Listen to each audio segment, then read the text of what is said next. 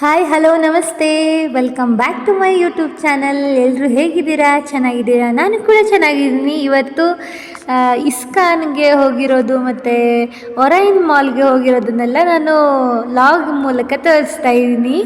ಹೊರಗಡೆಯಿಂದ ಯಾರೇ ಬಂದರು ಅಥವಾ ಯಾವುದೇ ಹಳ್ಳಿಗಳಿಂದ ಅಥವಾ ನಮ್ಮದೇ ಊರಿನಿಂದ ಯಾರಾದರೂ ಬಂದ್ರೂ ಬೆಂಗಳೂರು ನೋಡೋಕೆ ಹೋಗಬೇಕು ಅಂತ ಆದಾಗ ಫಸ್ಟ್ ಪ್ರಿಫರ್ ಮಾಡೋದೇ ಇಸ್ಕಾನು.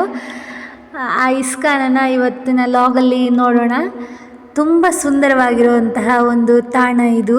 ಶ್ರೀ ರಾಧಾಕೃಷ್ಣ ಮಂದಿರ ಅಂತ ಇದೆ, ಪ್ರೇಮ ಮಂದಿರ ಇದು. ನಾನಂತೂ ಇಲ್ಲಿ ಲೆಕ್ಕನೇ ಇಲ್ಲ, ಅಷ್ಟೊಂದು ಸಲ ಬಂದಿದ್ದೀನಿ. ಟೈಮಿಂಗ್ಸ್ ಕೂಡ ಇದೆ ನೋಡಿ, ಆ ಟೈಮಿಂಗ್ಸಲ್ಲಿ ಬಂದರೆ ದರ್ಶನ ಚೆನ್ನಾಗಿ ಆಗುತ್ತೆ. ವೇಟ್ ಮಾಡೋದೇನು ಬೇಕಾಗಲ್ಲ, ತುಂಬ ವಿಶಾಲವಾಗಿದೆ. ನಾವಿಲ್ಲಿ ಸಾಯಂಕಾಲ ಬಂದಿದ್ವಿ, ಒಂದು 5-6 ಗಂಟೆ ಇರ್ಬೋದು. ಆ ಟೈಮಿಗೆ ನಾವು ಇಲ್ಲಿ ಬಂದಿರೋದು. ಮೊದಲು ಇಲ್ಲಿ ಬೇರೆ ಥರ ಇತ್ತು, ಇವಾಗ ಅದು ಕನ್ಸ್ಟ್ರಕ್ಷನ್ ಮತ್ತೆ ನಡೀತಾ ಇದೆ. ಏನು ಚೇಂಜಸ್ ಮಾಡಬೇಕು ಅಂತ ಎಲ್ಲ ತೆಗೆದು ಇವಾಗ ಬೇರೆ ಥರ ಮಾಡಿದ್ದಾರೆ. ಸ್ವಲ್ಪ ಚೇಂಜಸ್ ಕಾಣಿಸ್ತಿದೆ ನನಗೆ. ತುಂಬ ಸುಂದರವಾದಂತಹ ಪ್ರಶಾಂತವಾದಂತಹ ಜಾಗ ಇದು. ಗುಡ್ಡದ ಮೇಲೆ ಇದೆ. ಹ್ಯಾಂಡಿಕ್ಯಾಪ್ಡು ಅಥವಾ ಏಜ್ ಆದವ್ರಿಗೆ ಮೇಲೆ ನಡ್ಕೊಂಡು ಹೋಗೋಕ್ಕಾಗಲ್ಲ ಅಂದರೆ ಗಾಡಿನೇ ಮೇಲೆ ಹೋಗೋ ಥರ ವ್ಯವಸ್ಥೆ ಕೂಡ ಇದೆ ಇಲ್ಲಿ. ಏನು ಪ್ರಾಬ್ಲಮ್ ಆಗಲ್ಲ. ನೋಡಿ, ಹೊರಗಡೆಯಿಂದ ಈ ಥರ ಕಾಣಿಸುತ್ತೆ.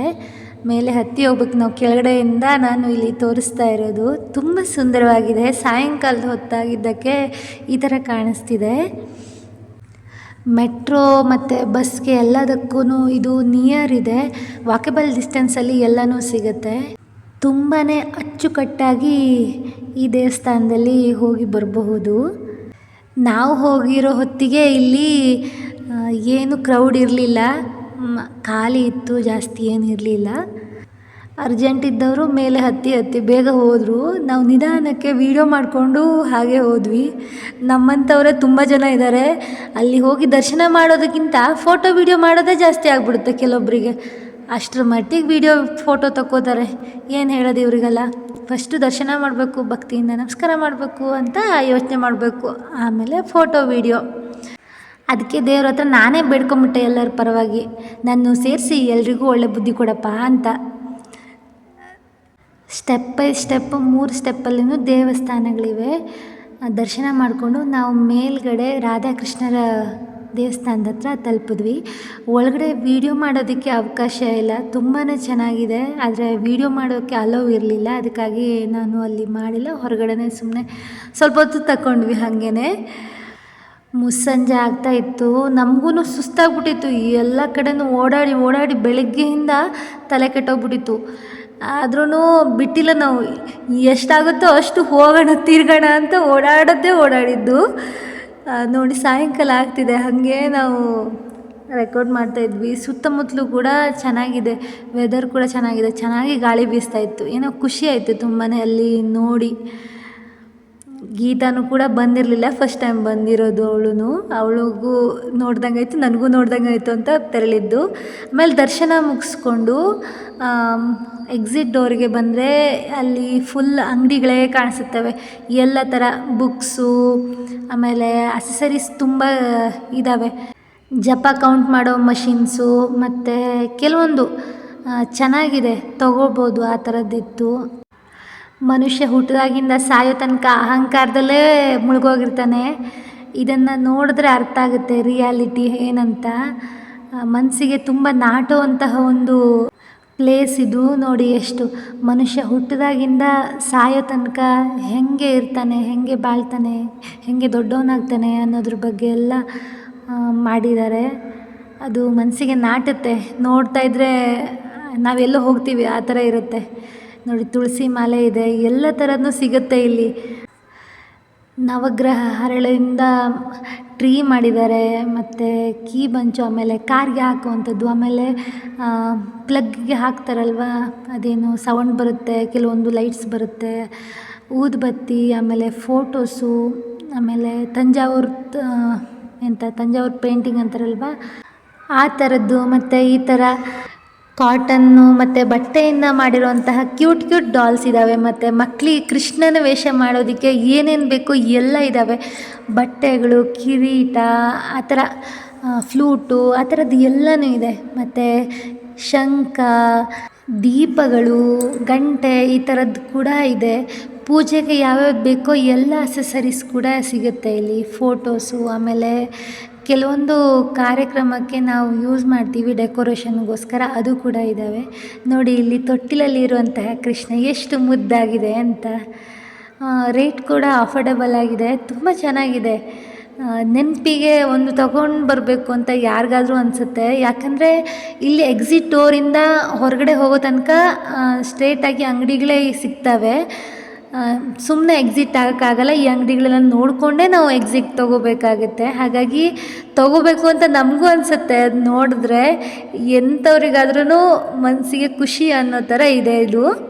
ನೋಡಿ ಬುಕ್ಸು ಇದೆ, ಸ್ಟೋರಿ ಬುಕ್ಸು, ಬ್ಯಾಗ್ಸು ಪ್ರತಿಯೊಂದು ಸಿಗ್ತವೆ.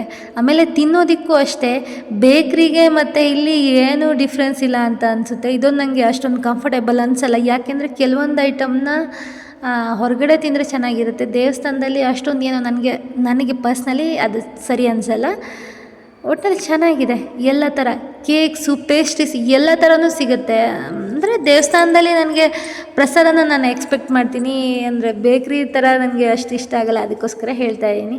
ಆಮೇಲೆ ಎಕ್ಸಿಟ್ ಆಗಬೇಕಾದ್ರೆ ಈ ಥರ ಒಂದು ಲೇಕ್ ಸಿಗುತ್ತೆ, ತುಂಬ ಚೆನ್ನಾಗಿದೆ.